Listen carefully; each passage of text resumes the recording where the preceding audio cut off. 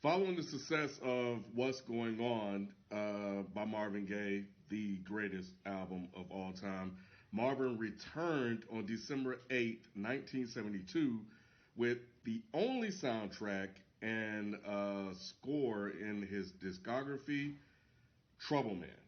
It was, of course, a hit just like the other album was, and Marvin did the whole thing, which shows how brilliant this guy actually was.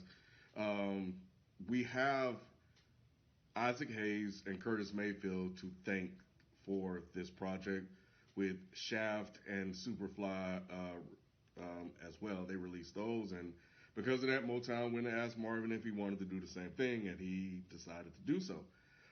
After, of course, Marvin Gaye, this man got new money, and at the time, he became the most profitable R&B artist of all time, and he earned full creative control because he proved to them with What's Going On that he didn't need them to create hits. He could do them himself, and he did so on this album, with Trouble Man becoming a huge hit and another one of his most recognizable tunes to this day.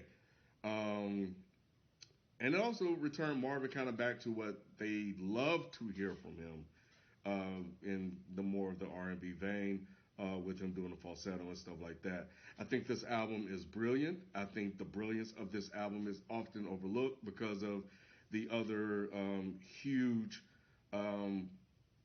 classic albums in his discography. But the fact that he arranged and wrote and produced the whole thing, and it fully captures like the feeling of T, Mr. T, throughout the album. And that's what he chose to focus on, the arrangements, the sound, escapes that he was able to put together, with just the right touch of vocals, using his tenor and his falsetto, that was superbly placed on here. It's just like Don't Mess with Mr. T. The sounds of Cleo's apartment on here as well. Just something as subtle as the break-in on here also, man. I just think this album probably deserves a little bit more look and exploration into what he was able to capture and do, here. But yeah, it still sold very, very well. It climbed the charts on the R&B charts. I think it reached top 4 on the pop charts, top 7. So Motown is happy. Marvin is still crossing over, and I think it peaked at number 12 on the Billboard 200.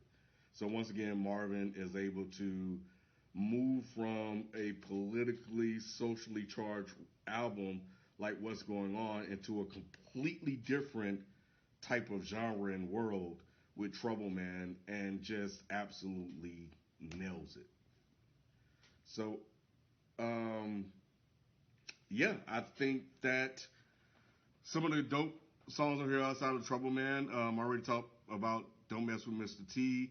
I think the intro as well is nice.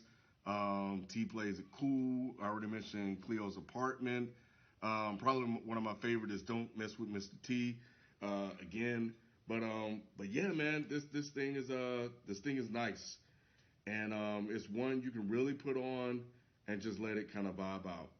You don't even have to really think and focus intently on the lyrics. You can just let it be a vibe and let it be a jam, and that'll be that. So yeah, Trouble Man, his only soundtrack, and yeah, I think that we need to just show it more respect, as once again another Marvin banger. Um, let's get it on his next. Let's go.